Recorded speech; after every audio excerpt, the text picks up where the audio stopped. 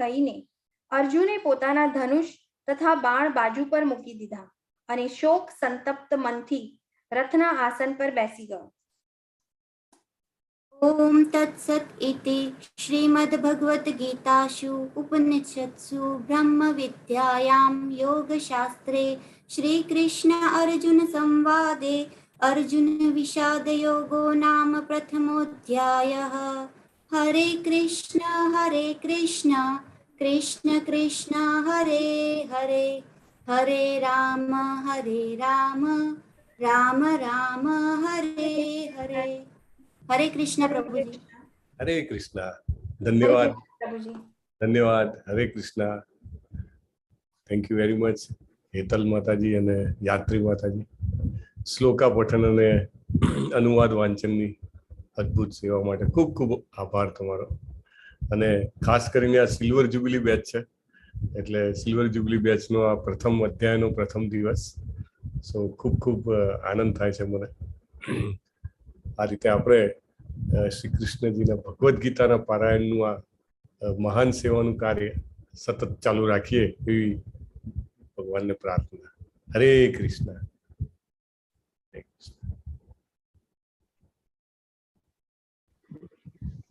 हरे कृष्ण प्रभु जी. हरे कृष्ण. हरे कृष्ण प्रभु जी. कोहोस्ट बनावजो. जी जी.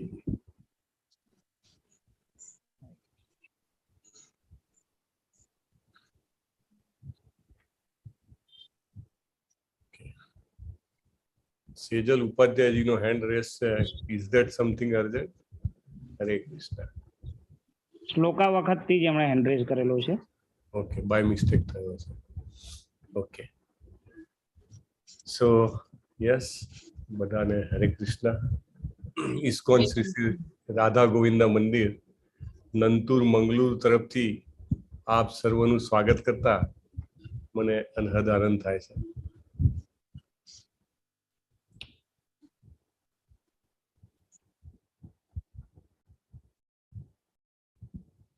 આપણે મંગલાચરણ સાથે શરૂઆત કરીશું. મંગલાચરણ શું છે એ આપણે જાણશું અને આ કોર્સ વિશેનું થોડી એક માહિતી પણ આપણે લેશું.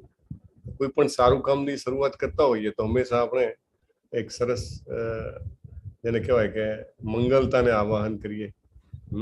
આપણે એવું વિચારીએ કે આપણું કાર્ય જે છે સફળતાથી ભરેલું રહે, ખૂબ સફળતા મળે, ખૂબ આપણને આનંદ મળે અને આપણે એને આપણા જીવનમાં હંમેશા માટે ઉપયોગી કરી શકીએ એવી આપણી પ્રાર્થના હોય. તો એના માટેનું એક મંગલાચરણ એક નાની પ્રાર્થના છે કે જેનાથી શરૂઆત કરવાથી આપણે આપણા લક્ષ્ય જે છે એને સાંભળી શકીએ છીએ. So I am just sharing my screen. પ્રભુ, if it is visible just let me નો.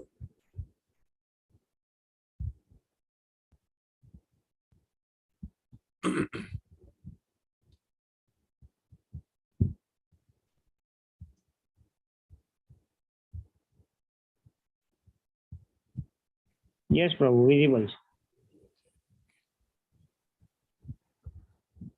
ओम ज्ञानतिमिरान्धस्य ज्ञानाञ्जनशलाकया चक्षुरुन्मिलितं येन तस्मै श्री गुरुवे.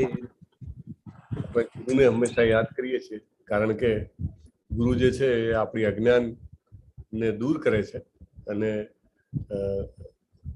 જેવી રીતે અંધકારમાંથી પ્રકાશમાં લઈ જાય છે એવી રીતે અજ્ઞાનમાંથી જ્ઞાન તરફ લઈ જાય આપણને. ભગવદ્ ગીતાનું જ્ઞાન માટે બેઠા છીએ ને આપણે. શ્રી ચૈતન્ય મનોભીષ્ટમ સ્થાપિતમ યેન ભૂતલે સ્વયં રૂપ કદા મહ્યમ દદાતિ સ્વપદાંતિકમ. વંદેહમ શ્રી ગુરો શ્રીયુત પદકમલમ શ્રી ગુરુન વૈષ્ણવાંશ્ચ શ્રી રૂપમ સાગર જાતમ સગણ રઘુનાથાન્વિતમ તમ સજીવમ સાદ્વૈતમ સાવધૂતમ પરિજન સહિતમ કૃષ્ણ ચૈતન્ય દેવમ શ્રી રાધા કૃષ્ણ પાદાન સગણ લલિતાન શ્રી વિશાખાન્વિતાંશ્ચ. હે કૃષ્ણ કરુણા સિંધો દીનબંધો જગતપતે गोपेश गोपिकाकांत राधाकांत नमोस्तुते. तप्त कांचन गौरांगी श्री राधे वृंदावनेश्वरी વૃષભાનુસુતે દેવી પ્રણમામિ હરિપ્રિયે.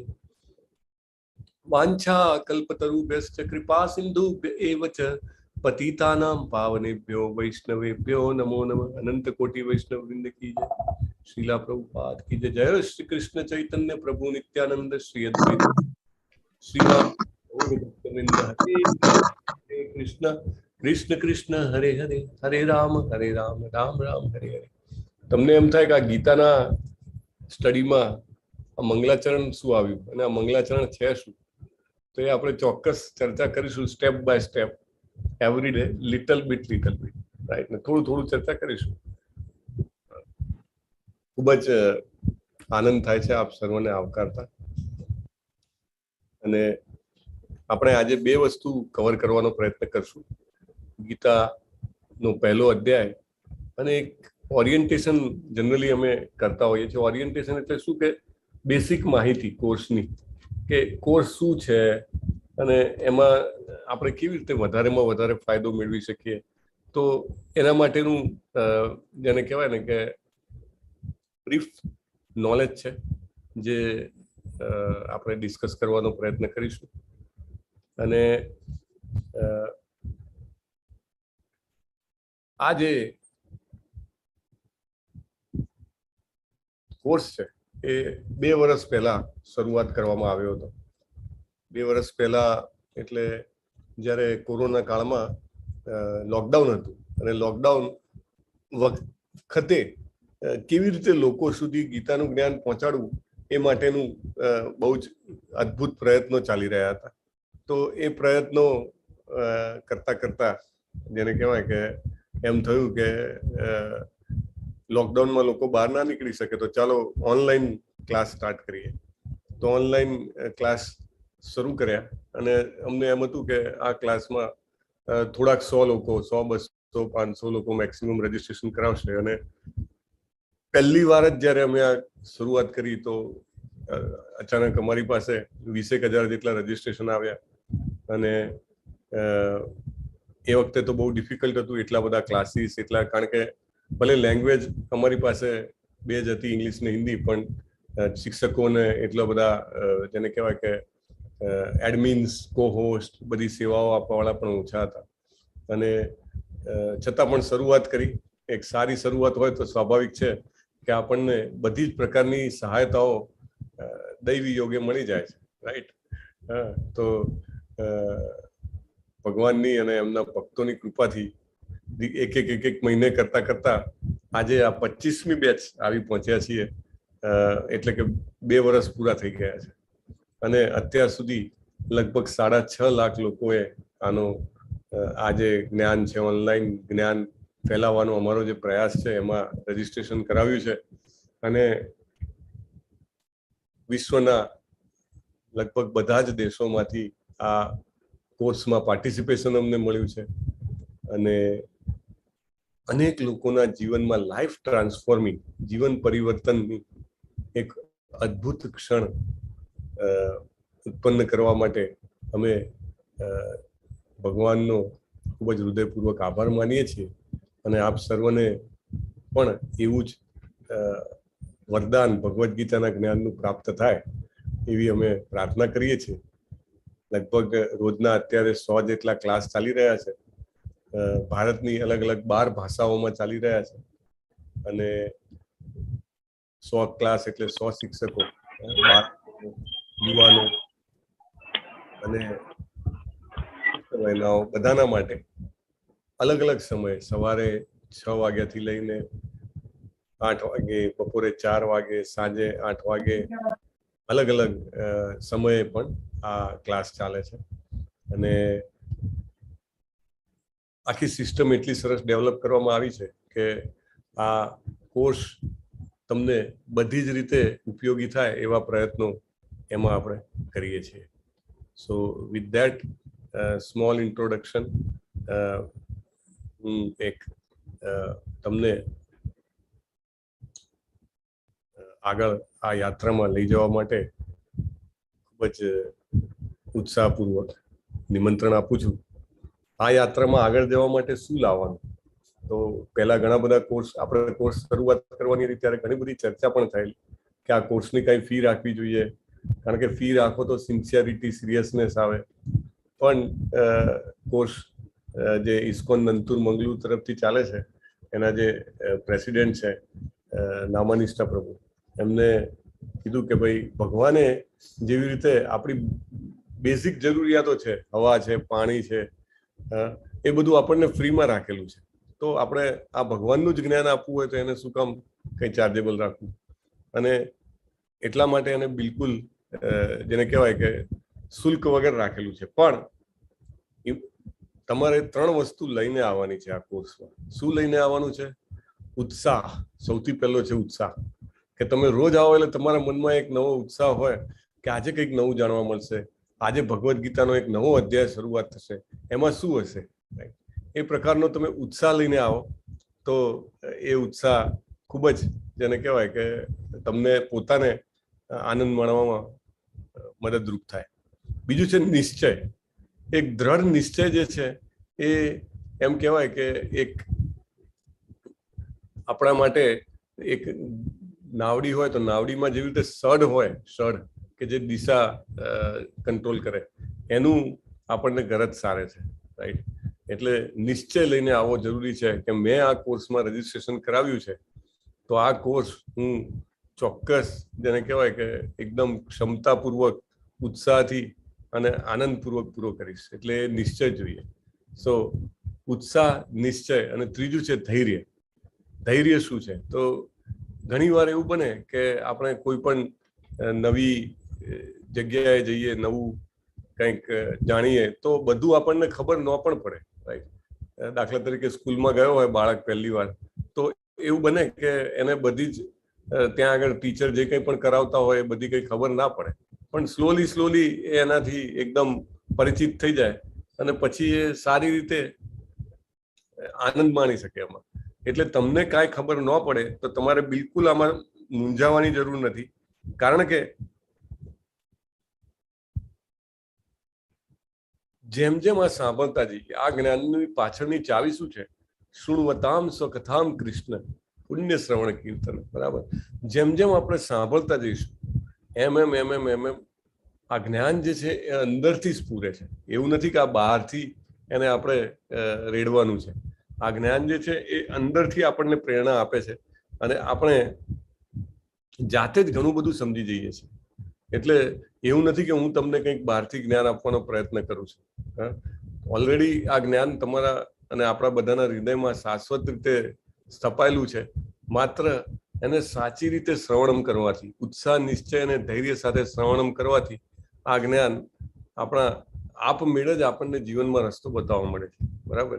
એટલે અમારો પ્રોસેસ છે કે ખાલી જે ઉપરનું જે પડળ હોય કે જેની ઉપર ઘણા સમયથી ધૂળ બાજી ગઈ છે એને સાફ કરવાનું, બસ. બાકી અંદર તમારી જેને કહેવાય ને કે ભગવાને હૃદયમાં આવીને ભગવાન આપણને આ જ્ઞાન આપે છે તો એ આપણને મળી જાય. એટલે તમે ઉત્સાહ, નિશ્ચય અને ધૈર્ય સાથે આવશો કે મારે આ કોર્સમાં પૂરેપૂરી ક્ષમતાથી પ્રયત્ન કરવો છે અને સાંભળવું છે. મેઇન શક્તિ શેમાં જોઈએ? નિશ્ચય શેમાં જોઈએ? કે મારે ધ્યાનથી સાંભળવું છે અને મારે પૂરેપૂરા 18 અધ્યાય સુધી જાણવું છે. દરેક અધ્યાયમાં કંઈક નવું ને કંઈક સરસ જાણવા મળશે જે આપણા જીવન ઉપયોગી હશે. એટલે એ રીતે આપણે શરૂઆત કરશું. સો મારી સ્ક્રીન દેખાય છે પ્રભુ? હા પ્રભુ, વિઝિબલ છે. ઓકે, તો આપણે શરૂઆત કરીએ. શ્રી રાધા ગોવિંદા મંદિર ઇસ્કોન મંગલુરુ તરફથી ભગવદ્ ગીતાને 18 દિવસમાં સમજોવાળા કોર્સમાં તમારા બધાનું સ્વાગત છે. અહીંયા આગળ એક ફોટો છે, એ ફોટોમાં એક વ્યક્તિ છે. કોણ છે એના વિશે પણ આપણે આગળ જાણશું અને શું કામ જાણવું જરૂરી છે એ પણ સમજશું. આપણે ભગવદ્ ગીતા માટે આવ્યા છીએ. તો આ જે ફોટો જે છે એ ઇસ્કોનના સ્થાપક આચાર્ય, ઇસ્કોન શું છે? International society for Krishna consciousness, આંતરરાષ્ટ્રીય કૃષ્ણ ભાવનામૃત સંઘ જેને કહેવામાં આવે છે, એના સ્થાપક આચાર્ય પરમ પૂજ્ય અભય ચરણારવિંદ ભક્તિ વેદાંત સ્વામી શ્રીલા પ્રભુપાદ જે છે એમનો આ ફોટો છે. અને આ જે કોર્સ ચલાવીએ છે એ ભગવદ્ ગીતાનું જે સંસ્કરણ છે એ સંસ્કરણને ભગવદ્ ગીતા યથારૂપ અથવા ઇંગ્લિશમાં Bhagavad Gita as it is કહેવામાં આવે છે. દેખાય છે ને પ્રભુ મારા પિક્ચરમાં? હા પ્રભુ, વિઝિબલ છે. ઓકે, તો એમની જે ટીકાઓ છે, એમનું સંસ્કરણ છે, એના બેઝ ઉપર આ આપણે કોર્સ આખો બનાવ્યો છે. એટલા માટે આપણે એમના વિશે થોડું જાણવું જરૂરી છે. હવે ક્યાંય પણ આપણે જતા હોઈએ તો આપણે પહેલા જાણીએ કે જગ્યા કેવી છે. દાખલા તરીકે કોરોનાના રિસ્ટ્રિક્શન ઓછા થયા ને હવે ફરવા જવાનું આપણે પ્લાનિંગ કરતા હોઈએ અને કોઈ નવી જગ્યાએ જઈએ તો ચોક્કસ આપણે એ જગ્યા શું છે એની ઉપર ગૂગલિંગ કરીએ નેટ પર. આપણે જે કોઈ આપણા સગા સંબંધીઓ મિત્રો આપણને એ ત્યાં જઈ આવ્યા હોય એની પાસે આપણે ફીડબેક લઈએ, ભાઈ એ જગ્યા કેવી છે, ત્યાં આગળ ખાવા પીવાની કેવી વ્યવસ્થા છે, ફરવાની શું વ્યવસ્થા છે, ત્યાં આગળ મજાની વસ્તુ જોવાની શું શું છે, રાઈટ. એટલે બધું જ આપણે જાણવાનો પ્રયત્ન કરીએ. દાખલા તરીકે અત્યારે સ્ટેચ્યુ ઓફ યુનિટી છે, તો સ્ટેચ્યુ ઓફ યુનિટીમાં જવાનું હોય તો કે એની ટિકિટ કેવી રીતે બુક કરાવવાની, ત્યાં આજુબાજુમાં બીજા કયા કયા પાર્ક છે, બાળકો માટે શું છે, સ્ટે કરવાની શું વ્યવસ્થા છે, ખાવાની શું વ્યવસ્થા છે, બધું આપણે પૂછીએ, રાઈટ. અને આપણને ઘણા બધા લોકો એમ કે ના ના બહુ સારું છે, જવા જેવું છે, એકવાર જોવા જેવું તો છે, એવું કે ને, તો આપણે એમ થઈએ કે ના ના ભાઈ આપણે પણ જવું જોઈએ. હવે આખા દુનિયાની સૌથી મોટી વસ્તુ બનાવી, સૌથી મોટું સ્ટેચ્યુ બનાવ્યું અને આખી દુનિયામાંથી લોકો જોવા આવે ને આપણે ના જઈએ તો કેવું એમ. એવી રીતે આપણે આ ભગવદ્ ગીતામાં આપણા જીવનનો મહત્વનો સમય ઇન્વેસ્ટ કરવા માટે તૈયાર થયા છે. ઇન્વેસ્ટ એટલા માટે કારણ કે આ જે સંપત્તિ છે ટાઈમની, એ સંપત્તિ એવી છે કે ગયા પછી આપણે ગમે તેટલું ટ્રાય કરીએ તો પાછી આવતી નથી. એટલે આપણો સમય જે છે સૌથી મૂલ્યવાન વસ્તુ છે જે ભગવાને આપણને આપેલી છે. તો એનો તમે અહીંયા આગળ ઇન્વેસ્ટ કરવા માટે તૈયાર થયા તો ચોક્કસ એનું હાઈ રિટર્ન મળે એ જરૂરી છે. અને હાઈ રિટર્ન મળે એ કેવી રીતે ખાતરી થાય, રાઈટ. તમે અહીંયા આગળ ટાઈમ આપી રહ્યા છો તો એનું રિટર્ન સારું મળશે, રાઈટ. આપણે ગુજરાતીઓ હંમેશા રિટર્ન ગણવામાં પાક્કા કે એફડીમાં મૂકશું તો કેટલા ટકા મળશે, તો કે 5.5%. પછી એનાથી આગળ જઈએ તો કે એનએસસીમાં મૂકશું અથવા તો કેવીપીમાં મૂકશું તો કેટલા ટકા મળશે, તો કે 7%. એમ કરીને આગળ કરતા મ્યુચ્યુઅલ ફંડ, શેર બજાર, સો મેની પ્લેસીસ. કારણ કે we are very business minded people, right. આપણે બધાને ધંધો જે છે આપણી રગમાં હોય, રાઈટ. એટલે આપણે અહીંયા આગળ જયારે ટાઈમ ઇન્વેસ્ટ કરીએ છીએ તો આપણને શું મળશે, તો આપણને ખરેખર જેને આમાં વધારે જ્ઞાન મેળવ્યું છે ને જે લોકો ખૂબ જ પ્રચલિત છે એમનો શું ફીડબેક છે એ આપણે જાણીએ. આદિ શંકરાચાર્ય, જેમને લગભગ ઘણા બધા લોકો જાણતા હશે, રાઈટ. તો એમને સનાતન ધર્મને બેઠા કરવાનો ઘણો પ્રયત્ન કર્યો. તેવા આદિ શંકરાચાર્યએ શ્રીમદ ભગવદ્ ગીતાના વિશે, એમના મહાત્મા વિશે 7 શ્લોકો લખ્યા. આમ તો પદ્મ પુરાણ કરીને એક પુરાણ છે. ટોટલ આપણી પાસે 4 વેદો, 18 મુખ્ય પુરાણો, 18 ઉપપુરાણો, 108 ઉપનિષદો, એ બધું આપણને મહર્ષિ વેદવ્યાસે આપ્યું. પણ પદ્મ પુરાણમાં ગીતાના પ્રત્યેક અધ્યાય વિશે એક આખું મહાત્માનું ચેપ્ટર છે. Importance of each chapter, right. દરેક ચેપ્ટરમાં શું લાભ થશે એને માત્ર સાંભળવાથી, થોડો સમય એમાં આપવાથી, એને સમજવાથી, માત્ર સાંભળવાથી શું ફાયદો થાય બધું જ અંદર લખેલું છે. પણ આપણે એટલું ડિટેલમાં ના જઈ શકીએ કારણ કે તો આપણે તો ગીતા પોતેમાં ડૂબકી મારવાની છે, રાઈટ. એટલે આ 7 શ્લોકોનું એનું મહત્વ છે, બહુ સરસ છે. કોઈ પણ પિક્ચર જોવા જાઓ તો તમે એનું ટ્રેલર જુઓ, એનું રેટિંગ જુઓ, રાઈટ. તમે હોટલમાં જમવા જાઓ તો પણ જુઓ કે આનું રેટિંગ કેવું છે, સારું છે કે નહીં. એવી રીતે અહીંયા આગળ ભગવદ્ ગીતાનું શું મહાત્મા છે એ જાણીએ. ગીતા શાસ્ત્રમ ઇદમ પુણ્યમ ય પઠેત પ્રયતઃ પુમાન વિષ્ણુપાદમ અવાપ્નોતિ ભય શોકાદિવર્જિત. ભગવદ્ ગીતા દૈવી સાહિત્ય છે. જે તેને ધ્યાનથી વાંચે છે અને તેના નિયમોનું પાલન કરે છે તે ભગવાનનો આશ્રય લે છે અને તમામ ભય અને ચિંતાઓથી મુક્ત થાય છે. ભય શોકાદિવર્જિત. આપણને એમ થાય કે ઓહો, એવું કેવી રીતે થાય? મારા જીવનમાં તો ઘણા બધા ભય છે. વિદ્યાર્થી હોય તો એને એક્ઝામનો ભય હોય, બિઝનેસમેન હોય તો એને બિઝનેસને સાચવી રાખવાનો ભય હોય. Everybody has some fear, right. અને કંઈક શોક પણ હોય, કંઈક ગુમાવી દીધાનો શોક હોય, કંઈક ન મળ્યાનો શોક હોય, અનેક પ્રકારના શોક હોય. તો એ પણ શોક અને એવા પ્રકારના બધા ભયોથી મુક્તિ પામે છે. આગળ કહે છે ગીતા અધ્યયનશીલસ્ય પ્રાણાયામ પરસ્ય ચ નૈવ સંતિ હિ પાપાની પૂર્વજન્મ કૃતાની ચ. જો કોઈ વ્યક્તિ નિષ્ઠાપૂર્વક અને ગંભીરતાથી ભગવદ્ ગીતાનું અધ્યયન કરે તો ભગવાનની કૃપાથી તેના ભૂતકાળના તમામ દુષ્કૃત્યોના પરિણામોની તેની પર અસર થશે નહીં. Can you imagine? પૂર્વજન્મ પણ બધા જ જે પાપો હોય, ખરાબ કર્મો હોય, ક્યારેક થઈ જાય, આપણે જાણવા છતાં ઈચ્છા ના હોય તો પણ થઈ જાય. તો એવા બધા કર્મોના પાપોનો નાશ થાય છે ખાલી ગીતાનું અધ્યયન કરવાથી. કેન યુ ઇમેજિન, આટલું પાવરફુલ છે, આપણને જ ખબર નથી કે રત્ન છે આપણા પેલા કપડામાં બાંધેલું છે અને આપણે એને પથ્થર માનીએ છીએ, રાઈટ? એવું છે. મલિને મોચનમ પુંસામ જલ સ્નાનમ દિને દિને સુકૃત ગીતામૃત સ્નાનમ સંસાર મલનાશનમ. જેવી રીતે વ્યક્તિ પાણીમાં સ્નાન કરીને પોતાને શુદ્ધ કરે છે, રાઈટ? આપણે રોજે નાહીએ છીએ, તો ભગવત ગીતા રૂપી પવિત્ર જલમાં જો આપણે એકવાર પણ સ્નાન કરીએ તો ભૌતિક જીવનના જો ભવસાગરની જે મલિનતા છે એનાથી સદા માટે મુક્ત થઈ જાય. હવે મલિનતા કઈ કઈ છે એ બધું આપણને આગળ જાણવા મળશે, પણ આપણને જ લાગે કે જીવનમાં ઘણા બધા જેને કહેવાય કે ઇસ્યુઝ છે, કે આવું ના હોવું જોઈએ, તેવું ના હોવું જોઈએ, તો એ બધું જ આપણને માઇન્ડમાંથી ક્લેરિટી આવી જાય છે. ગીતા સુગીતા કર્તવ્યા કિમન્યૌ શાસ્ત્ર વિસ્તરે યા સ્વયં પદ્મનાભસ્ય મુખ પદ્માદ્વિનિ શ્રુતા. હવે આ જે છે ગીતાના શબ્દો જે છે સાક્ષાત પદ્મનાભ એટલે કમળ જેવી જેમની નાભી, કમળ જેવું જેમનું પેટ છે, એવા ભગવાનના મુખમાંથી નીકળેલું છે. બીજું કોઈ વૈદિક સાહિત્ય વાંચવાની જરૂર નથી. એકચ્યુઅલી તો આપણા પાસે ટાઈમ જ ક્યાં છે? આપણે બધા છીએ કેટલા બિઝી હોઈએ છીએ, રાઈટ? તો એટલા બધા 4 વેદો, 18 પુરાણો અને 108 ઉપનિષદો વાંચવાનો સમય નથી. માત્ર ભગવદ્ ગીતા આપણે ધ્યાનથી સમજીશું, અધ્યયન કરવાનો પ્રયત્ન કરીશું તો શું થશે કે બધા જ વૈદિક ગ્રંથોનો સાર આપણને મળી જશે. એટલે બીજું બધું નહીં વાંચ્યું હોય તો ચાલશે. અહીંયા આગળ ભગવદ્ ગીતામાં પ્રભુપાદ લખે છે કે બધા વેદોમાં, બધા પુરાણોમાં, બધા ઉપનિષદોમાં જે કંઈ છે ભગવદ્ ગીતામાં છે, અને ભગવદ્ ગીતામાં એનાથી એક્સ્ટ્રા પણ કંઈ છે કે જે તમને બીજે ક્યાંય નહીં મળે. So that's why it is so special.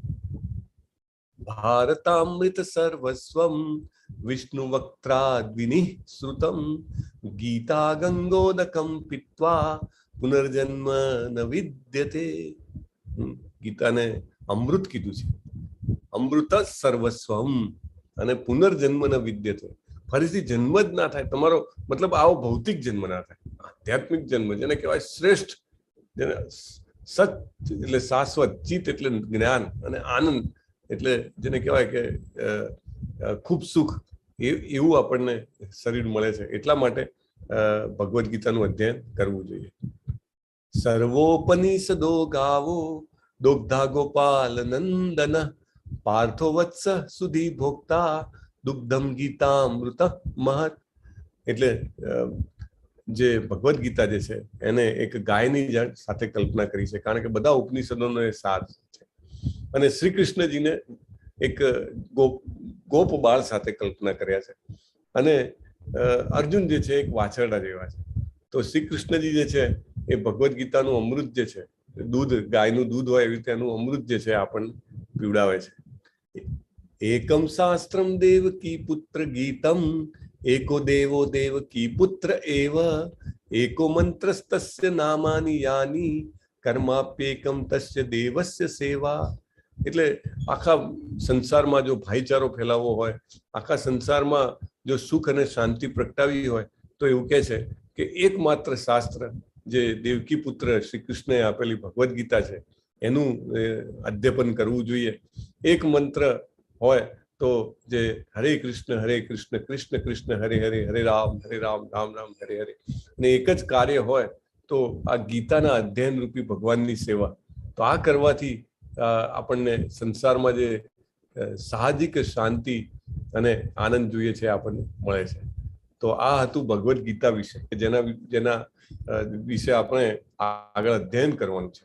હવે આપણે જે ભગવદ્ ગીતા યથારૂપ એટલે કે Bhagavad Gita as it is એ જે એમને આપી આપણને, એવા એ ભગવદ્ ગીતા યથારૂપના જે લેખક છે એમના વિશે થોડું જાણી લઈએ. કારણ કે જ્યાં આગળ પણ જતા હોઈએ એ વ્યક્તિ, ત્યાં આગળ જે વ્યક્તિ છે કોણ છે, કેવા છે, એના વિશે જાણવું જરૂરી છે, જેથી આપણે એ જગ્યાને, એ વસ્તુને વધારે સારી રીતે જાણી શકીએ અને માણી શકીએ, રાઈટ?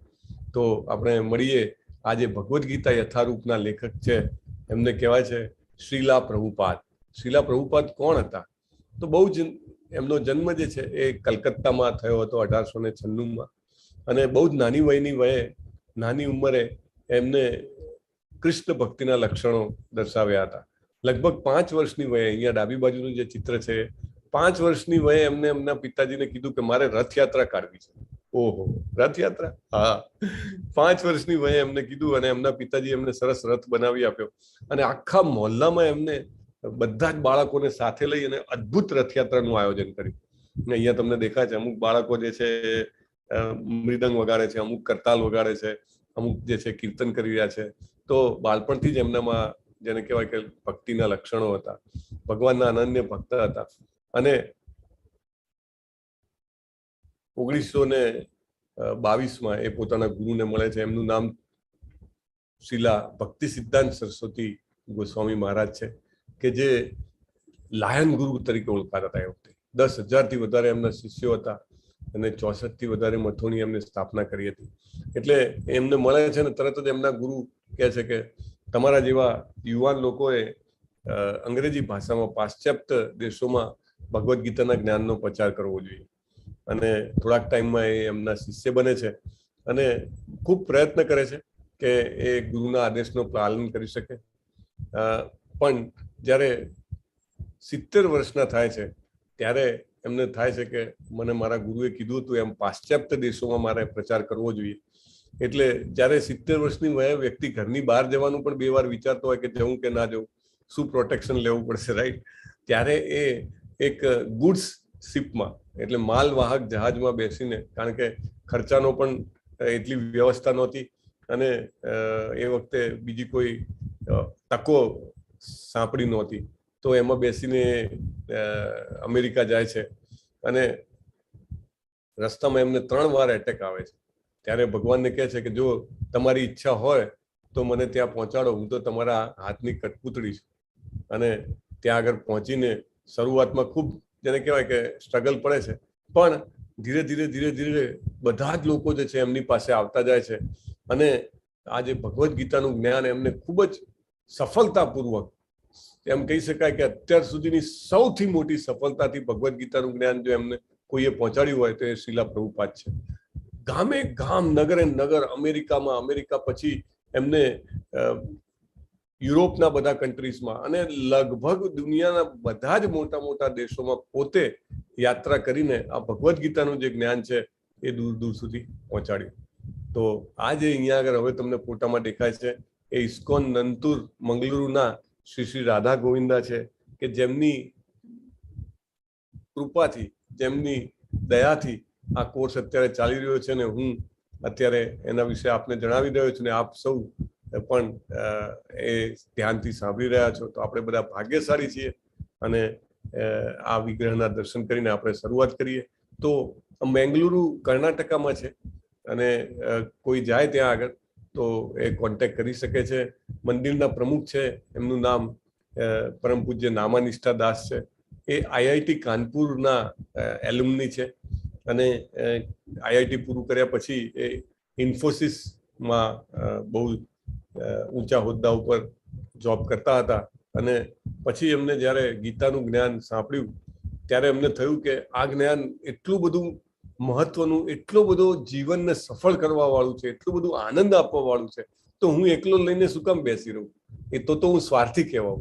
મારે જેટલું બને એટલું વધારે ફેલાવવા માટે પ્રયત્ન કરવો જોઈએ. એટલે એમને પોતાની જેને કહેવાય દીકતી કમાણી વાળી જોબ છોડીને એ ઇસ્કોનમાં ફૂલ ટાઈમ સંન્યાસી તરીકે જોડાયા અને જબરજસ્ત પ્રયત્ન કર્યો. અને આજે પણ તમે બધા જોઈ રહ્યા છો કે 2 વર્ષ પૂરા થઈ ગયા અને લાખો લોકોને લાભ આપવા માટે હજી પણ તનતોડ પ્રયત્ન કરી રહ્યા છીએ. તો એમને પ્રણામ કરીને આપણે આગળ વધીએ. તો આ જ્ઞાન જે છે એ કેવી રીતે શ્રીલા પ્રભુપાદ જે છે એમને ભગવદ્ ગીતા યથારૂપ આપી. એમના શિષ્ય જે છે એમનું નામ હિઝ હોલીનેસ જયપતાકા સ્વામી મહારાજ છે. એ ઇસ્કોનના આંતરરાષ્ટ્રીય હેડક્વાર્ટર કલકત્તાની બાજુમાં માયાપુર ગામે છે, એના એ હેડ છે. અને નામાનિષ્ઠા પ્રભુ જે છે એ હિઝ હોલીનેસ જયપતાકા સ્વામી ગુરુ મહારાજના શિષ્ય છે. તો ભગવદ્ ગીતાનો અર્થ શું છે? તો ભગવદ્ ગીતાના સંધિ છૂટી પાડવી પડે. કોઈનો પણ અર્થ સમજવો હોય તો આપણને એને બ્રેક કરવું પડે, રાઈટ? કોઈ પણ વસ્તુને સમજવી હોય તો એને નાના ટુકડામાં સમજો તો બહુ ઈઝી પડે. ઘણી વાર કહીએ ને કે ખીચડી ગરમ હોય તો ખૂણે ખૂણેથી ખાવાની, ફૂંક મારી મારીને. સીધી વચ્ચે હાથ નાખીએ તો હાથ દાજી જાય, રાઈટ? તો એવી રીતે ભગવદ્ ગીતા જે છે એનો અર્થ સમજવો હોય તો એને બે ભાગમાં વહેંચી શકાય કે એક છે ભગવદ વત્તા ગીતા. ભગવદ એટલે ભગવાન અને ગીતા એટલે ગીત. તો ભગવાને ગાયેલું ગીત એટલે ભગવદ્ ગીતા. ભગવાને આખી ભગવદ્ ગીતા જે છે એ ગાયને સંભળાવેલી છે અર્જુનને, રાઈટ? એ સમયની જે વાસ્તવિકતા હતી કે લોકો એટલા બધા એજ્યુકેટેડ અને ફોરવર્ડ હતા કે તેઓ હંમેશા કાવ્યાત્મક ભાષામાં વાત કરી શકતા હતા. તો ભગવાન પોતે આ ગીત ગાઈને સંભળાવેલું છે અને આપણે પણ એને ગાઈને મસ્ત માણીને એકદમ હલકા ફુલકાથી સાંભળીશું, રાઈટ? તમારે બિલકુલ એની બાબતમાં ટેન્શન નથી લેવાનું કે આ કઈ સમજ પડે છે કે નથી પડતી. That's all right. મેસેજ જ એટલો પાવરફુલ છે ને. ઘણી વાર અંદર આપણને રેફરન્સ મળશે કે આપણે દાખલા તરીકે તાવ આવ્યો હોય અને ડોક્ટર પાસે જઈએ, ડોક્ટર ગોળી આપે, આપણે ગોળી લઈ લઈએ. આપણને ખબર છે ગોળીમાં શું છે, તો પણ ગોળી કેવી અસર કરે છે? અંદર પેરાસિટામોલ છે, આપણને ખબર નથી. ઘણા બધા લોકોએ કોરોના વખતે ડોલો લીધી હશે, right? Dolo 650, very famous medicine.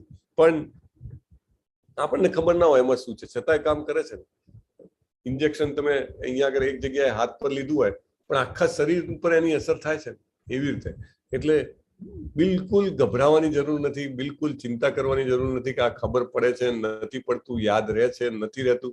Doesn't matter, it doesn't matter. આ વસ્તુ જ એટલી દૈવી છે ને, આ જ્ઞાન જ એટલું પ્રભાવશાળી છે ને કે એક વખત આપણે એને સાંભળીએ જેમ જેમ એમ એમ આપણા હૃદયની અંદર જ રહેલું છે અને અંદરથી જ જ્ઞાનનું ઝરણું વહેશે.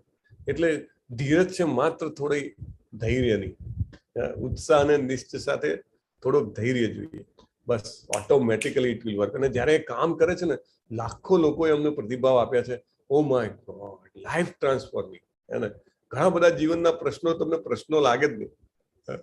એવું નથી કે જીવનમાં બધું સારું થઈ જાય કે બધું તમે ધાર્યું હોય બધું થઈ જાય, પણ એને જોવાની તમારો એંગલ જ બદલાઈ જાય, રાઈટ? તમે એટલું વિહંગાવલોકન કરો કે સિંહાવલોકનથી તમને જે બીક લાગતી હોય કે કંઈક ભય કે શોક લાગતો હોય, બધું નાશ પામી જાય.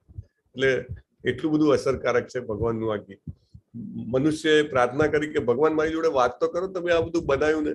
તો ભગવાને એની ભગવદ્ ગીતા આપી દીધી, લે આ મારો લવ લેટર છે, તું આને વાંચ, રોજ વાંચ, અને તું જો કે આપણા બે વચ્ચે પ્રેમાલાપ થાય છે કે નથી થતો. ભગવદ્ ગીતા એ આપણું લાઈફ મેન્યુઅલ છે. એક નાની એમથી કાર લાવીએ, પેલા ટોયસ કાર કે નાના છોકરાની કાર, તો એનું પણ એક મેન્યુઅલ આવે છે, રાઈટ? એને કેવી રીતે ચલાવવું. તો ભગવાને આટલું મોટું આપણને જીવન આપ્યું, આટલું સરસ શરીર આપ્યું, આટલી બધી વિચારવાની શક્તિ આપી, તો એનું કઈ મેન્યુઅલ નહીં આપ્યું હોય? એનું મેન્યુઅલ આપ્યું છે. એને ભગવદ્ ગીતા કહેવાય છે. Bhagavad Gita as it is કહેવાય છે. તો ભગવદ્ ગીતામાં કઈ ભાવનાથી આપણે ભગવદ્ ગીતા પાસે જવું જોઈએ, તો આપણે ગીતાનો હેતુ, એના પાસાઓ, એની પ્રક્રિયા અને એને સમજવાનું પરિણામ, એ આખું આપણે જાણીએ તો આપણે પ્રેક્ટિકલી લાઈફમાં કેવી રીતે ઇમ્પ્લિમેન્ટ કરી શકાય એ આપણે જાણી શકીએ છીએ. ભગવદ્ ગીતા એકચ્યુઅલી મહાભારત કરીને એક મહાકાવ્ય જે છે એનો એક ભાગ છે. એટલે 700 શ્લોકોની આ ભગવદ્ ગીતા છે. આપણે આ 18 દિવસમાં રોજ જે એક અધ્યાય લઈએ છીએ, કોઈક અધ્યાય એવો હોય કે જેમાં 20 શ્લોક પણ હોય. અમુક અધ્યાય આપણે છે 12મો 15મો, એમાં માત્ર 20 શ્લોક હોય. અને ઘણા બધા અધ્યાય છે કે જેમાં 70 કરતા પણ વધારે શ્લોક છે, રાઈટ? બીજો છે, 18મો છે. સો 1 કલાકની અંદર જયારે આપણે બધા આખા ચેપ્ટરનું ચર્ચા કરતા હોઈએ તો બધા શ્લોક કવર કરવા શક્ય નથી, પણ આપણે મુખ્ય શ્લોક કવર કરીએ અને તમારો આખો બેઝ તૈયાર થઈ જાય. આ એક તમે 18 દિવસનો કોર્સ પૂરો કરો એટલે તમે એને વધારે ડીપમાં સમજવા માટે તૈયાર થઈ શકો અને તમે આ જ્ઞાનને જીવનમાં પ્રેક્ટિકલી ઇમ્પ્લિમેન્ટ કરવા માટે શક્તિશાળી બનો, એવી જરૂરિયાત હોય છે. એવી રીતે આપણે તૈયારી કરીએ છીએ. તો ભગવદ્ ગીતા એ કૃષ્ણ અને અર્જુન વચ્ચેનો સંવાદ છે, મોટા મોટી. અને આમાં આપણને શ્રી કૃષ્ણજી એક સારામાં સારા શિક્ષક, એક ઉચ્ચમાં ઉચ્ચ ગુરુ તરીકે કેવી રીતે છે એ આપણને ખબર પડશે. શ્રી કૃષ્ણજીને પાર્થ સારથી કીધા છે. પાર્થ એટલે અર્જુન અને સારથી એટલે એમના સારથી બન્યા છે, એમનો રથ હાંકવા વાળા બન્યા છે. હવે બીજી ઘણી બધી સંસ્કરણ છે ભગવદ્ ગીતાના, સેંકડો સંસ્કરણ આપણને મળે છે. ભગવદ્ ગીતા લખો તો તમને ઇંગ્લિશમાં કે એમેઝોનમાં કે ગૂગલ પર લખો તમે તો તમને કેટલા બધા એના રૂપો મળે, પણ આપણે ભગવદ્ ગીતા યથારૂપ એઝ ઇટ ઇઝ જ કેમ લઈએ છીએ? કારણ કે આ જે સંદેશ જે છે, ભગવદ્ ગીતાનો આ જે મેસેજ છે, એ ગુરુ શિષ્યની અખંડ પરંપરા દ્વારા આવવો જોઈએ, તો એ જ્ઞાન છે રિલાયબલ બને. આજકાલ આપણે કંઈક બ્રાન્ડેડ વસ્તુ લેવા માટે પણ જેને કહેવાય ફેક્ટરી આઉટલેટ કે એમાં જતા હોઈએ કે ત્યાં જે મળશે ઓથેન્ટિક મળશે, રાઈટ? ઇવન ખાવા પીવાની વસ્તુમાં પણ ઘણા બધા લોકો જે છે એકદમ ચૂઝી કે અહીંયા આગળથી જાશો ને તો તમને ભેળસેળ વગરની વસ્તુ મળશે, રાઈટ? આપણે મોબાઈલ ચાર્જ કરીએ ને એમાં જો કેબલ જે હોય એ ડિફેક્ટ વાળો હોય તો આપણે ચાર્જિંગ જલ્દી થાય નહીં કે બિલકુલ થાય નહીં. એટલા માટે એવી જ રીતે જ્યારે આપણે આ ભગવદ્ ગીતાના જ્ઞાન રૂપી ચાર્જિંગ કરીએ છીએ તો એ જ્ઞાનને લઈ આવવા વાળો જે વાયર જે છે એ કનેક્ટિવિટી એકદમ પરફેક્ટ હોવી જોઈએ. એટલા માટે આપણે આ યથારૂપ લઈએ છીએ, કારણ કે એમાં જે પ્રભુપાદ, શીલા પ્રભુપાદ જે એમણે લખ્યું છે એ ગુરુ શિષ્ય પરંપરામાં આવે છે. અને આપણે આગળ જોશું, ચોથા અધ્યાયમાં પણ ડિટેલમાં જોશું કે કેવી રીતે એ છેક શ્રી કૃષ્ણ સુધી એ કનેક્ટિવિટી આપણને મળે છે. એટલા માટે જે નોલેજ મળે છે એકદમ પરફેક્ટ મળે છે, right? Hand to hand delivery, right? No touch. Okay,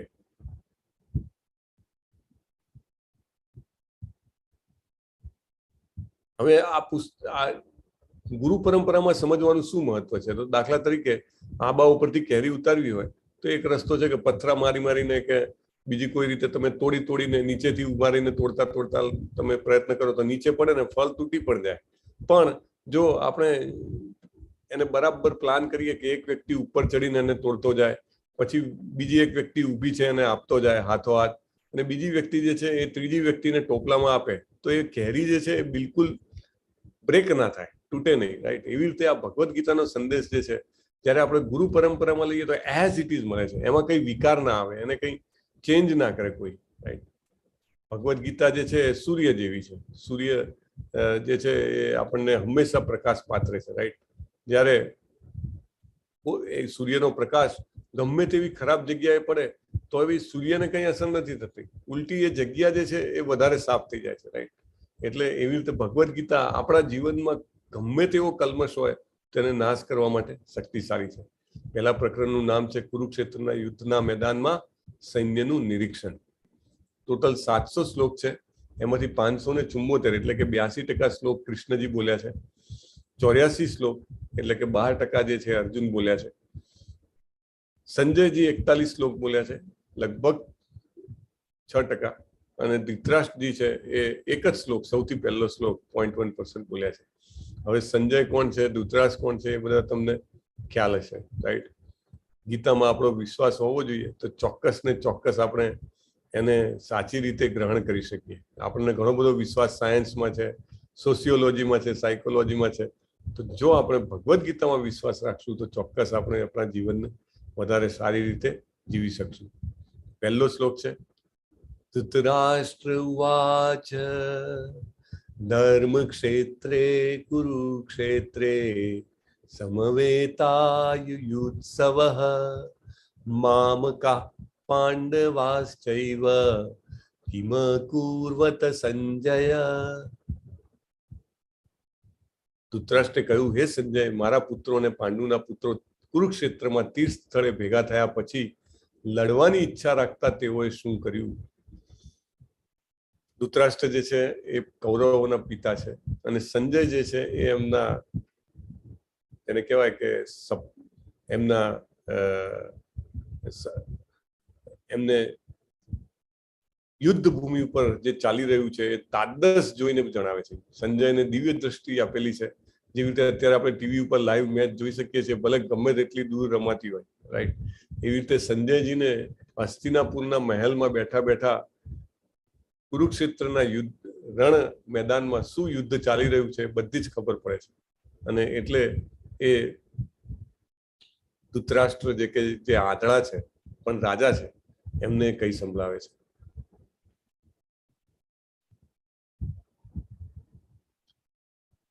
મામકા પાંડવાશ્ચૈવ, એવું ધૃતરાષ્ટ્ર કહે છે. મામા મારા અને પાંડુ વડો. પાંડુ એમનો ભાઈ હતો, એમના પુત્ર, એટલે ભાઈના જ છોકરા છે, છતાંય એને અલગ કરે છે, રાઈટ? કે મારા અને પાંડુના છોકરાઓએ શું કર્યું. એટલે અહીંયા આગળ બે પોઈન્ટ બહુ મહત્વના છે. એક તો ધર્મક્ષેત્ર. ધર્મક્ષેત્ર એટલે કે એવી જગ્યા કે જ્યાં શાશ્વત રીતે ધર્મનું પાલન થતું આવ્યું છે અને એવી જગ્યાએ લડાઈ થઈ રહી છે. એટલે એ જગ્યા જે છે એ સ્વાભાવિક રીતે જે ધાર્મિક લોકો હોય, જે સત્યની બાજુમાં હોય, એને વધારે મદદ કરે. જગ્યાનું પણ મહત્વ હોય ને. એટલે ધૃતરાષ્ટ્ર પૂછે છે કે આ જે છે એ ધર્મક્ષેત્ર પર આ લોકો શું કરે છે? ધર્મક્ષેત્રની અસરથી એ લોકોએ લડવાનું બંધ તો નથી કરી દીધું ને. અને મહારા ને પાંડવોના આપણે અહીંયા આગળ એમને શું કર્યું એવું પૂછે છે. તો આપણે સમજો કે દૂધમાંથી આપણે માખણ બનાવીએ અને એમાંથી પછી મીઠાઈ બનાવીએ. અહીંયા આગળ દાખલા તરીકે રસગુલ્લા આપેલા છે. તો એવું કાંઈ પણ બનાવે તો અલ્ટિમેટલી શું કરે? તો એ ખાવાનું જ હોય ને. એવી રીતે યુદ્ધ ભૂમિમાં ભેગા થયા પછી લડવાના જ હોય ને. છતાં એ પૂછે છે કે એમને શું કર્યું. એ બતાવે છે કે એમને બહુ જ સંદેહ હતો, બહુ જ ભય હતો, બહુ શંકા હતી કે આ લોકો લડશે કે નહીં લડે. રાઈટ. તો સંજયજી જે છે જવાબ આપે છે, દૃષ્ટા તુ પાંડવાનીકમ વ્યુઢમ દુર્યોધનસ્તદા આચાર્યમુપસંગમ્ય રાજા વચનમબ્રવીત. યુદ્ધ ભૂમિનું વર્ણન આવે છે. યુદ્ધ તો આપણને હંમેશા એક રસનો વિષય હોય. ક્યાંય પણ યુદ્ધ હોય તો કોની વચ્ચે યુદ્ધ ચાલે છે, શું કામ યુદ્ધ કરે છે, કોણ જીતે છે, કેવી રીતે જીતે છે, આ બધું આપણને એકદમ બહુ ઇન્ટરેસ્ટિંગ લાગે. કારણ કે માનવનો એ સ્વભાવ છે કે હંમેશા દ્વૈત હોય એમાંથી એને આનંદ મળે. કે બે પાર્ટી અલગ, બે વ્યક્તિઓ અલગ, બે વસ્તુ અલગ અને બંને વચ્ચે મતભેદ તો હંમેશા એક એરિયા ઓફ ઇન્ટરેસ્ટ હોય. અને આ યુદ્ધ જે છે એ ઇતિહાસનું સૌથી મોટું યુદ્ધ. એટલે સંજયજી જે છે એ જવાબ આપે છે પોતાના રાજાને કે પાંડવોએ જે સેના ગોઠવી હતી એ બહુ જ પ્રભાવશાળી હતી. અને એ જોઈને દુર્યોધન જે છે, કૌરવોનો રાજા જેને કહેવાય, કૌરવોના સૌથી મોટો ભાઈ, એ જે છે એ તુરત જ એમના જે કહેવાય કે આચાર્ય જે છે દ્રોણાચાર્ય, એમની પાસે પહોંચી જાય છે અને એમને કહેવા મળે છે. જો દુર્યોધન જે છે એ રાજા હતો છતાંય એ દોડીને સેનાપતિ પાસે જાય છે. એટલે એનામાં બહુ જ કુનેહ હતું, યુદ્ધ ચાતુર્ય હતું એમ કહી શકાય. દુર્યોધનને ખૂબ ડર લાગે છે કે આજે પાંડવોએ આટલી જબરજસ્ત સેના ગોઠવી છે, અમને હરાવી તો નહીં દે ને. રાઈટ. સ્વાભાવિક છે. જુઓ, આ જે છે ને એક સેફટીનો ભાવ છે. આપણે હંમેશા ક્યાંય પણ જઈએ તો સેફટી શોધતા હોઈએ. તો દુર્યોધન જે છે એની સેના 11 અક્ષોણીની હોય છે. આપણે લેવલ 2માં અક્ષોણીને એનું ડિટેલ પણ જોઈએ છે નેક્સ્ટ લેવલમાં. જ્યારે લેવલ 1 પૂરું કરીને તમે આગળ અધ્યયન કરવા જાઓ તો એમાં લેવલ 2માં ડિટેલમાં આવે. પણ એની સેના પાંડવોની સેના કરતા ઘણી વધારે હોય છે. પાંડવોની માત્ર 7 અક્ષોણી સેના છે અને છતાંય એને એની એટલી જબરજસ્ત રીતે ગોઠવેલી હતી તો એને ભય લાગે છે. અને તમે જુઓ એની આંખોમાં કેટલો ભય છે. અને એ પોતાના આચાર્ય પાસે જાય છે, સેનાપતિ પાસે. તમે જોયું એ લોકોએ કેવી સેના ગોઠવી છે? એમ કહે છે, પશ્યૈતામ પાંડુપુત્રાણામ આચાર્ય મહતિં ચમું વ્યુઢામ દ્રુપદ પુત્રેણ તવ શિષ્યેણ ધીમતા. પાંડવોએ એમના સેનાપતિ તરીકે દ્રુપદના પુત્ર ધૃષ્ટદ્યુમ્નને રાખ્યા હતા. અને બહુ જ એમાં સ્ટ્રેટેજિકલી વિચાર્યું હતું કે ધૃષ્ટદ્યુમ્ન જે છે એનો જન્મ દ્રોણાચાર્યને મારવા માટે થયો હતો. એટલે એ જન્મ્યા ત્યારે આકાશવાણી થઈ હતી કે એ દ્રોણાચાર્યનો વધ કરશે. અને છતાંય એ જ્યારે શિક્ષણ લેવા માટે જાય છે ધનુર્વિદ્યાનું, રાજવિદ્યાનું, તો એ દ્રોણાચાર્યની પાસે જ જાય છે. કે બધાને ખબર છે કે આ દ્રોણાચાર્યના મૃત્યુનું કારણ છે, છતાંય એમની પાસે જાય છે. દ્રોણાચાર્ય એનો સ્વીકાર કરે છે કે ના ભાઈ, મારી તો જવાબદારી છે જ્ઞાન આપવાની. કોઈ પણ મારે ત્યાં આવે તો મારે ના પડાય નહીં. અને એને બધી જ ધનુર્વિદ્યા અને રાજવિદ્યા અને યુદ્ધ વિદ્યા શીખવાડે છે. એટલે દુર્યોધન અહીંયા આગળ દ્રોણાચાર્યને ટોન્ટ મારે છે કે તમે કોને શીખવાડ્યું? તમે જોયું? જેને શીખવાડ્યું એ જ આપણી સામે આવીને ઉભો છે. અને કેવી વિશાળ સેના અને જબરજસ્ત ચક્રવ્યૂહ જે કહેવાય કે જબરજસ્ત યુદ્ધના વ્યૂહમાં એને ઊભી કરી છે. તમારો જ શિષ્ય છે. તવ શિષ્યેણ ધીમતા. આમ તો એમ ઇનડાયરેક્ટલી કહે છે કે તમને ખબર હતી આ તમને મારવાનો છે તો શું કામ એને શીખવાડ્યું, રાઈટ? એટલે તમે જુઓ એની આંખોના હાવભાવ, તમે જોયું એને કેવી સેના ગોઠવી છે, હા, એમ કરીને કહે છે. અને ત્યારે દ્રોણાચાર્ય જે છે એ દુર્યોધનને સાંત્વના આપવાનો પ્રયત્ન કરે છે. દુર્યોધન ભીષ્મજી પાસે જાય છે. ભીષ્મ પિતામહ તમને બધાને ખબર હશે, એમને ઈચ્છા મૃત્યુનું વરદાન હતું. જ્યારે મરવું હોય ત્યારે મરે, મૃત્યુ એમની મરજીથી આવે, રાઈટ? એમની પાસે જાય છે. ભીષ્મજી જે છે દુર્યોધન સાથે વાત જ નથી કરવા માંગતા, રાઈટ? સીધો જ શંખ વગાડી દીધો. શંખ વગાડવો હોય એટલે ફોર્મલી એનાઉન્સમેન્ટ કે હવે યુદ્ધ ચાલુ થઈ શકે છે, રાઈટ? જેવી રીતે હંમેશા બે દેશો વચ્ચે યુદ્ધની શરૂઆત હોય, અત્યારે તો એવી બધી જેને કહેવાય ને કે એટિકેટ્સ નથી રહી કે યુદ્ધ કરવું હોય તો એડવાન્સમાં જણાવવાનું, હે, અને મારવો હોય તો સામી છાતીએ મારવાનો, કશું જ નહીં, ગમે ત્યારે અડધી રાતે ઘૂસીને પણ મારે, રાઈટ? પણ એનીવે જ્યારે ભીષ્મ શંખ વગાડે છે ત્યારે તુરંત જ સામે ભગવાન અને અર્જુન અને બધા પાંડવો શંખ વગાડે છે. જબરજસ્ત શંખનાદ થાય છે. પાંચજન્યમ ઋષિકેશો દેવદત્તમ ધનંજય પૌંડ્રમ દદ્મૌ મહાશંખમ ભીમકર્માવૃકોદર. શ્રી કૃષ્ણએ જે શંખ વગાડ્યો ને એકદમ દિવ્ય શંખ હતો, એને પાંચજન્ય શંખ કહેવાય છે. અર્જુને જે શંખ ફૂંક્યો એને દેવદત્ત કહેવાય છે. બધાના શંખના નામ હતા. અત્યારે તો સમજો આપણે ગાડી લે, ફોર વ્હીલર લે તો કાં તો સમજો મારુતિ ને હુન્ડાઈ ને એમજી ને જાત જાતની ગાડી હોય, પણ એ જ ગાડી બીજાની પાસે પણ હોઈ શકે, રાઈટ? એટલે સેમ નામની, સેમ મોડેલની, સેમ કાર હોઈ શકે. જ્યારે એ વખતે તો શંખ પણ બધાના અલગ અલગ, એના નામ પણ અલગ અલગ. અને લાઈક ભીમ જે છે એના જે શંખ છે એને પૌંડ્ર કહેવાય છે. એને ભીમને બહુ જ ખાવદરા અથવા ભયંકર કીધો છે, વૃકોદર.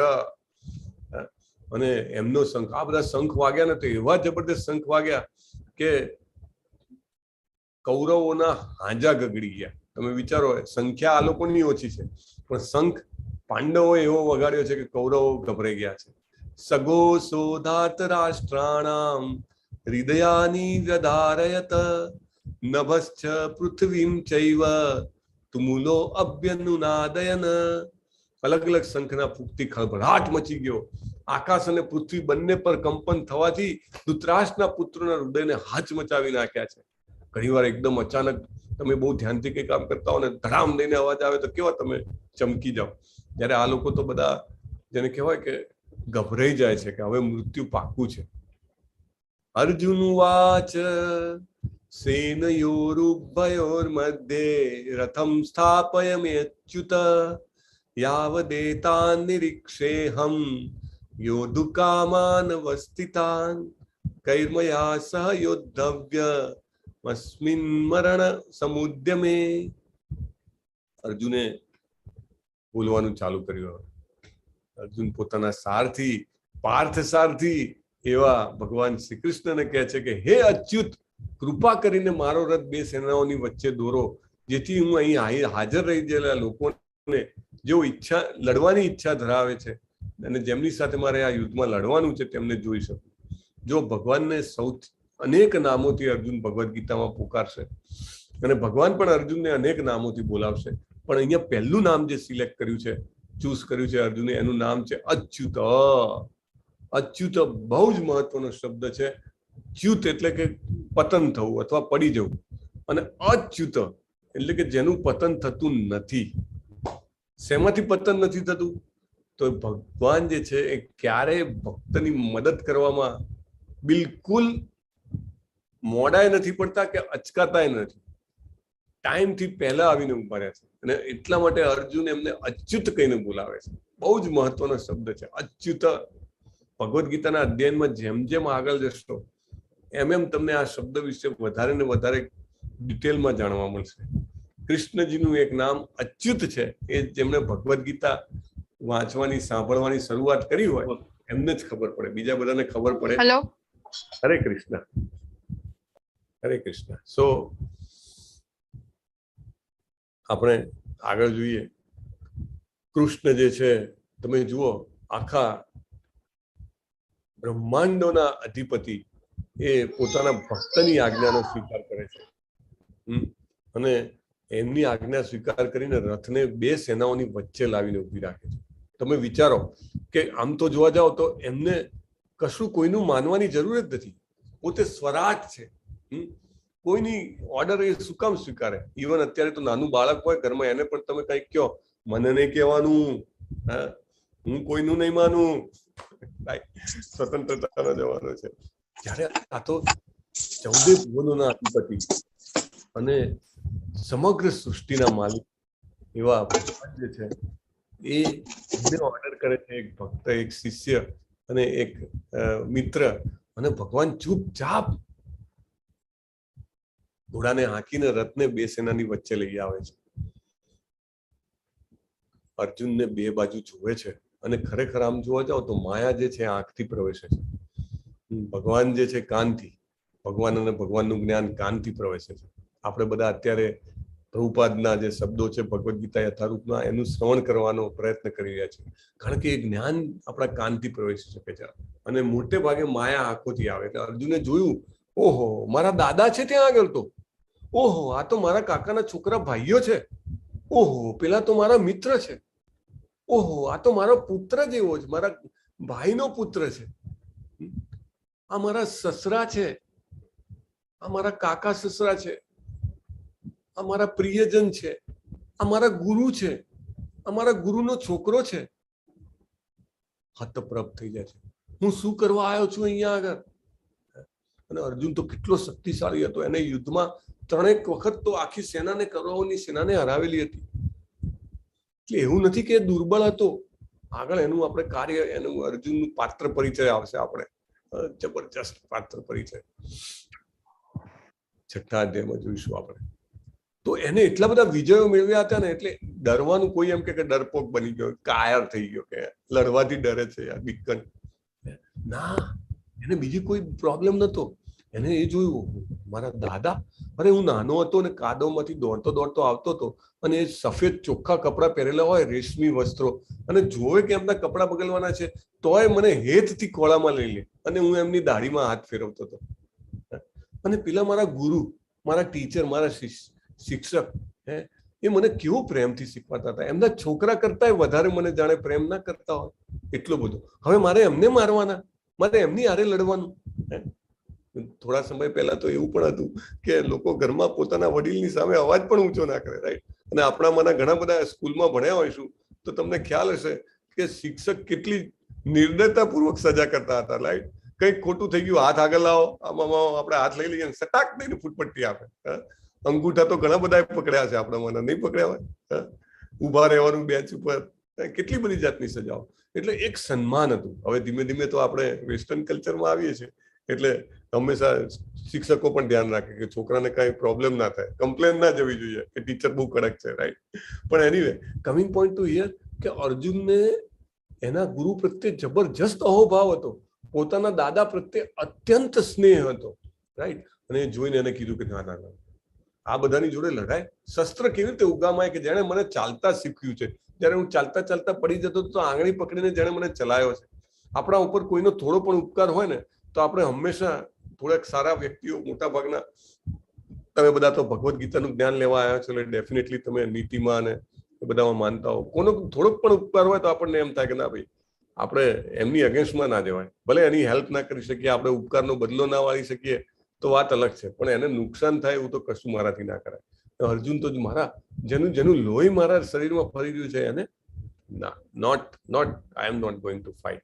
ને અર્જુન જે છે એકદમ, જેને કહેવાય ને, સ્ટ્રેસમાં આવી જાય છે. દાખલા તરીકે વિદ્યાર્થી હોય, પરીક્ષાના આગલા દિવસે એકદમ સ્ટ્રેસમાં આવી જાય ને, જબરજસ્ત સ્ટ્રેસમાં. બિઝનેસમેન હોય, મોટો લોસ થઈ ગયો હોય, ઘણાના શેર માર્કેટમાં બહુ મોટું રોકાણ હોય ને માર્કેટ પડી જાય, જબરજસ્ત એને આખા શરીરમાં કંપારી થાય છે, અને એ કહે છે મારે લડવું નથી. અને પણ એને ખબર છે આવી કન્ડિશનમાં પણ ભગવાને એને યોગ માયામાં મૂક્યો છે કે જેથી કરીને ગીતાનું અવતરણ થાય. તો ત્યારે પણ એ એવું કહે છે કે મને એટલો ખ્યાલ છે કે ભલે મારે લડવું કે નથી લડવું એ હજી ખબર નથી પડતી, એના અમુક કારણો છે એ ભગવાનને કહે છે, અને એને ખબર છે કે કૃષ્ણ જે છે એની પાસે હું જઈશ તો એ મને સાચું ગાઈડન્સ કરશે. દાખલા તરીકે આપણને પેટમાં દુખાતું હોય અથવા તો સમજો કે શરીરના કોઈ પણ અંગમાં દુખાતું હોય, કઈ પ્રોબ્લેમ હોય, તો આપણે એના સ્પેશિયાલિસ્ટ પાસે જઈએ, રાઈટ, અને એની પાસેથી આપણે દવા લઈએ. એવી રીતે અર્જુનને ખબર હતી કે આ જીવનમાં અસંજમસ છે, એનું દવા કૃષ્ણજી પાસે છે, એટલે એમના શરણે જાય છે અને લગભગ 45 મિનિટની અંદર આ 700 શ્લોકો ભગવાન ગાઈને સંભળાવે છે. ગાઈને, હા, ખાલી ભૂલી ગયા નહીં કે તમે એવી રીતે નહીં, ગાઈને સંભળાવે છે અને અર્જુન સ્વીકારે છે એને. અને કેવું જ્ઞાન છે, કેટલાય 5000 થી વધારે વર્ષથી કેટલાય મોટા મોટા તત્વજ્ઞાનીઓ એમાં ડૂબકી મારે છે અને એને જાણવાનો પ્રયત્ન કરે છે.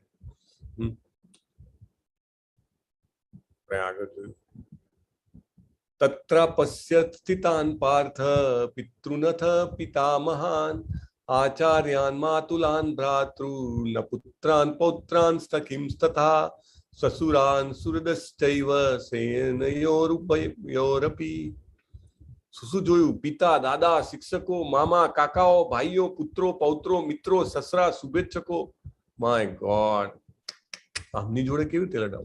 આખું શરીર કંપે છે, રૂવાટા ઉભા થઈ ગયા, ગાંડી હાથમાંથી સરકી રહ્યું છે, ચામડી બળી રહી છે. જો અર્જુન તો તમે જુઓ એના લક્ષણો કેવા છે. આપણે પણ જયારે બહુ સ્ટ્રેસમાં હોઈએ, બહુ એન્ઝાયટી હોય, રાઈટ, ત્યારે આ બધા લક્ષણો આવે.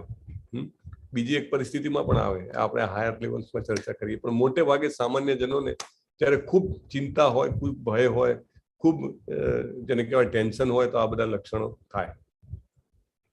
તો આ એક જ દ્રશ્ય જોઈને 3 વ્યક્તિના હૃદયમાં અલગ અલગ વિચારો આવે છે. એનો અધ્યાય છે. ધૃતરાષ્ટ્ર જે છે એને શંકા, ભય છે. દુર્યોધન જે છે એ પણ ભય અને ચિંતાથી ગુરુ પાસે જાય છે. અને અર્જુન જે છે એ દયાથી લડવાની ના પાડે છે. તો અર્જુન લડવાની ના કેમ પાડે છે? આમ તો બહુ બુદ્ધિશાળી માણસ હતો. તેના 5 કારણો છે. એને કઈ એમને એમ નહીં કીધું મારે નથી લડવું, જાઓ. કેમ નથી લડવું? તો કે નહીં કહું, એવું ને. એને કીધું છે ભગવાનને કે મને શું વિચારો આવે છે જેના કારણે મારે નથી લડવું. એના પાસેથી આ પણ શીખવાનું. જીવનમાં ક્યારેય તમને એવું થાય કે મારે કાંઈ નથી કરવું કે કાંઈ કરવું, બેમાંથી બંને કંઈક ઇમ્પોર્ટન્ટ કાર્ય હોય, તો તમારે એના કારણો વિચારવા જોઈએ ને કારણોની તમારે યોગ્ય વ્યક્તિ સાથે ચર્ચા કરવી જોઈએ, તો ચોક્કસ આપણને સાચી દિશા મળે. તો અર્જુન કે છે, પહેલું તો કે તમે જોયું 18 અક્ષોની સેના છે, 7 આપણી 11 પેલાની. લડાઈ થશે તો આમાંના મોટા ભાગના માર્યા જશે. આટલા બધા લોકોનું મૃત્યુ થાય એ યોગ્ય છે? એટલે શક્તિશાળી હોવા છતાં એના હૃદયમાં દયા છે. આ એક સારા વ્યક્તિના લક્ષણ છે. સારો વ્યક્તિ હોય એને કોઈનું મૃત્યુ થાય, કોઈને દુઃખ થાય એવું ઓછું ગમે, એટલે એના હૃદયમાં કરુણા આવે છે. બીજું એ એક બહુ જ ઇમ્પોર્ટન્ટ પોઈન્ટ, આમ થોડોક સેલ્ફિશ લાગે આપણને કે આમાં કઈ મજા નથી. ભાઈ, મજા હોય તો જ હું કામ કરું, આનંદ નથી. પણ આમાં કેવો આનંદ નથી કે દાખલા તરીકે હું બધાને મારી નાખું ને જીતી લઉં, તો આપણી પાસે બહુ સંપત્તિ હોય, બહુ સુખ હોય, બહુ સાહેબી હોય, બહુ સત્તા હોય, તો આપણને ક્યારે એનો વધારે આનંદ આવે કે કોઈ આપણી જોડે હોય, આપણા સગાવાલા મિત્રો એ આપણી જોડે આવે અને કે હા બહુ સરસ, હો ભાઈ, તને ખૂબ સુખ છે, આનંદ છે, સત્તા છે, તો એનાથી આપણને આનંદ થાય. આપણી જોડે સાથે ભોગવવા વાળા, માણવા વાળા હોય તો આપણે આ લડાઈ થશે તો બધા મારા સગાવાલા મિત્રો મરી જશે, તો પછી મારે કોની જોડે આ ભોગ ભોગવવાનો? પછી ત્રીજું એ કે છે કે આટલા બધા લોકોની હત્યાનું એટલું પાપ લાગશે ને કે અનંત સમય સુધી મારે નરકમાં રહેવું પડશે. રાઈટ, પાપ પુણ્યનો થોડો જાણકાર હતો, એટલા માટે આવી વાતો કરે છે. અને આટલા બધા લોકો મૃત્યુ પામશે તો એમના કુટુંબમાં જે પરંપરા આવતી હોય, પિંડોદક ક્રિયા છે, એ શું છે આપણે સમજીશું. તો એ બધાનો નાશ થઈ જશે. અને પરંપરા નાશ થાય એ યોગ્ય ના કહેવાય ને. જે પ્રણાલી ચાલી આવતી હોય, જે તમારા ઘરમાં વિધિ થતી હોય, કંઈ પણ જે કંઈ પણ હોય, તો અર્જુન કે છે કે એ પિંડોદક ક્રિયા લુપ્ત થઈ જાય. એટલે કે જે પિતૃઓ હોય કે એને શ્રાદ્ધ જે છે, તર્પણ જે છે, એ બધું થશે નહીં. અને બીજા અધ્યાયમાં આપણને કહેશે કે મને આ બધું વિચારીને બિલકુલ અનિશ્ચિતતા થાય છે. આપણે ચેપ્ટરની શરૂઆતમાં શું કીધું? 3 વસ્તુ લઈને આવવાની છે: ઉત્સાહ, નિશ્ચય અને ધૈર્ય. તો નિશ્ચય બહુ મહત્વનો છે. અર્જુન અહીંયા આગળ શું કહે છે? મારા મનમાં અનિશ્ચિતતા આવે છે. અનિશ્ચિતતા એટલે કે ઇનડિસિઝિવનેસ. મારે શું કરવું જોઈએ કે શું ન કરવું જોઈએ ખબર પડતી નથી. તો આવા સરસ 5 કારણો સાથે લડવાની ના પાડે છે. અને આ 5 કારણો તમે વિચારશો ને તો આપણા પણ જીવનમાં ક્યારેક ને ક્યારેક, અને ક્યારેક નહીં, હું તો કહું છું ઘણી વાર, હંમેશા આવતા જ હોય છે. તો એ કારણો આપણને આખા જીવનનું બહુ જ મબલખ મહત્વનું જ્ઞાન આપવાના સ્તોત્ર બનશે, અને એના કૃષ્ણજી જવાબ આપે છે એ આપણને આગળ જાણવા મળશે. અને અર્જુનજી જે છે એ અલગ અલગ રીતે ભગવાનને મનાવવાનો પ્રયત્ન કરે છે કે મને વિજયની કે સુખની હવે કોઈ ઈચ્છાઓ નથી. હું પોતે આ યુદ્ધમાં મરી જઉં કે મારા જે સગાઓ જે છે મને મારી નાખે તો પણ કઈ રીતે મારું સારું થાય એની મને કોઈ આકાંક્ષા છે નહીં. નચ શ્રેયો અનુપશ્યામી. શ્રેય એટલે કે લોંગ ટર્મ બેનિફિટ, સાચો ફાયદો, કલ્યાણ જેને કહેવાય, શુભ જેને કહેવાય, એ હત્વા સ્વજનમાં આવે એટલે મારા પોતાના લોકોને મારવાથી મને કેવું ફાયદો થશે મને હજી સમજાતું નથી. ન કાંક્ષે વિજય કૃષ્ણ, મારે વિજય જોઈતો જ નથી. નચ રાજ્યમ સુખાની છે, મારે આખા એ વખતે છે ને આખા પૃથ્વી ઉપર એક જ સમ્રાટ હતા, ભલે રાજાઓ હોય પણ સમ્રાટ એક જ. તો કે આખા પૃથ્વીનું રાજ્ય ને આ સુખની મારે કોઈ આકાંક્ષા નથી. ન કાંક્ષે, ઈચ્છા નથી.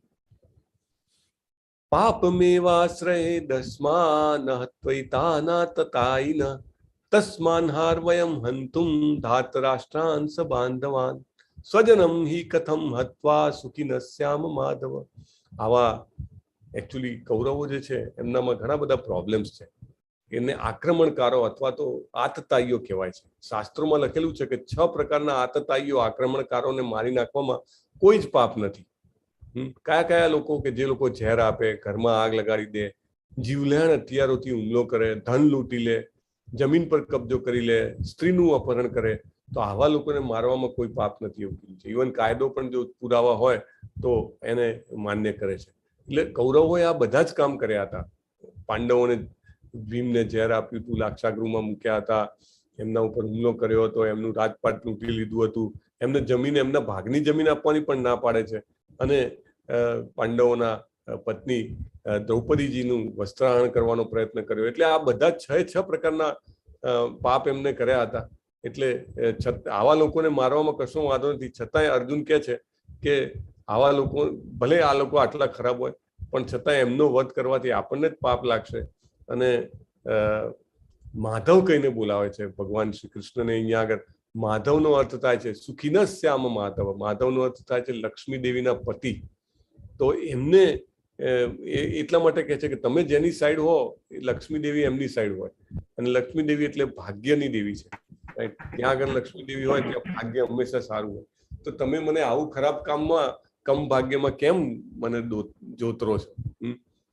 અને કૌટુંબિક પરંપરાઓ નાશ થશે એવું કહે છે કે પુરુષો પુરુષોને મૃત્યુ પામે, સ્ત્રીઓ પ્રદૂષિત થાય તો જે વર્ણશંકર પ્રજા જન્મે છે. અને એટલે મને તો ખબર જ નથી પડતી મારું સારું શું છે, ખરાબ શું છે, અને મારે લડવું નથી. એવ મુક્ત્વા અર્જુન શંખે રથોપસ્થ ઉપાવિશત વિસૃજ્ય સસરમ ચાપમ શોક સંવિઘ્ન માનસ. એટલે અર્જુન પોતાનું બાણ ફેંકીને રથ પર બેસી ગયો અને એનું મન છે દુઃખથી ભરાઈ ગયું. હવે આપણને ખબર છે મહાભારતમાં વિજય તો પાંડવોનો જ થાય છે. અને એના કારણોની અહીંયા આગળ પહેલા અધ્યાયમાં ચર્ચા થાય છે કે કયા કયા કારણો છે. એક તો જે જગ્યાએ લડાઈ થઈ હતી એ જગ્યા જે છે બહુ જ પવિત્ર હતી ને પાંડવો પોતે ધર્મની સાઈડ હતા. જો એ જગ્યા ધર્મક્ષેત્ર કહેવાતી હોય તો સ્વાભાવિક છે ત્યાં આગળ ધાર્મિક લોકોને ફાયદો જ થવાનો છે. એટલે એ ભૂમિનું બહુ મહત્વ છે.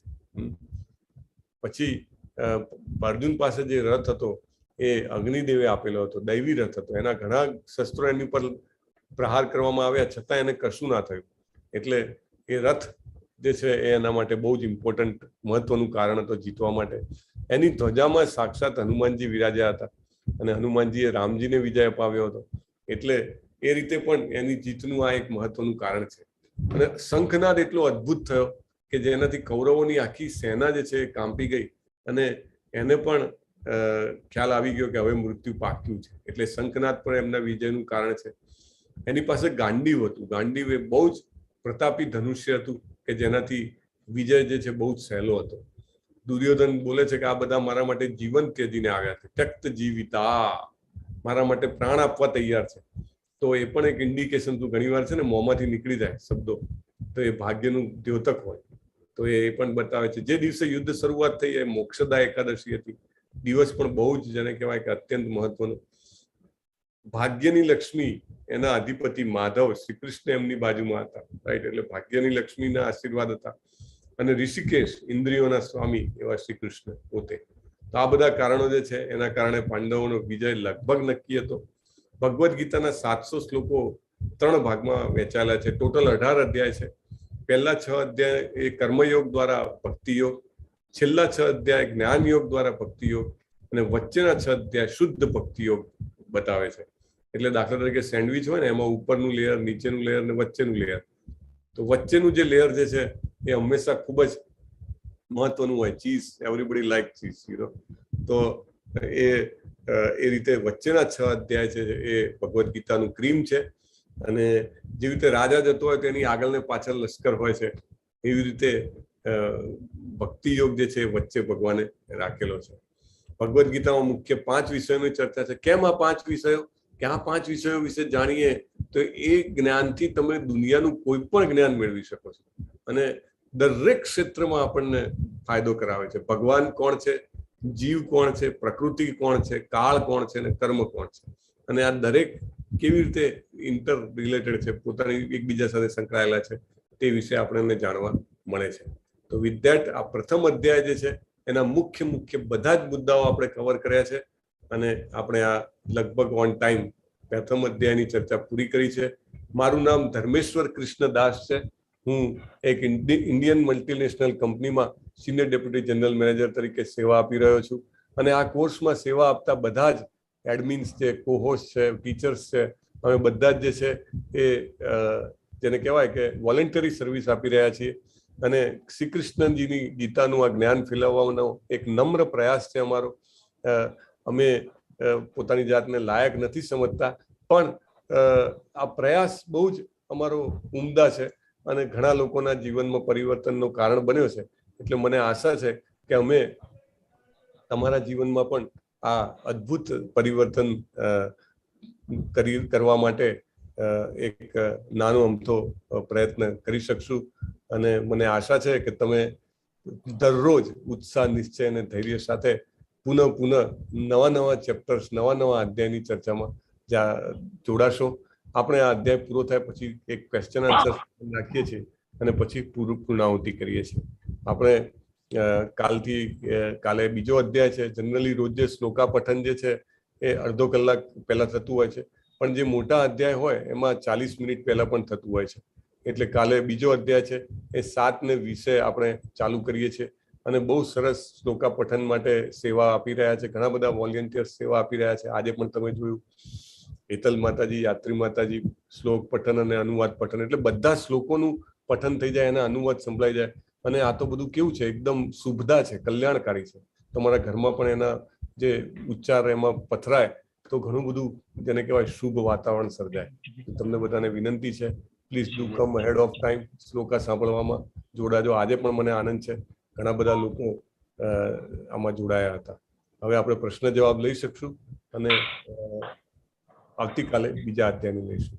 હરે કૃષ્ણ કૃષ્ણ કૃષ્ણ હરે હરે, હરે રામ હરે કૃષ્ણ પ્રભુજી, હરે કૃષ્ણ. રામ રામ.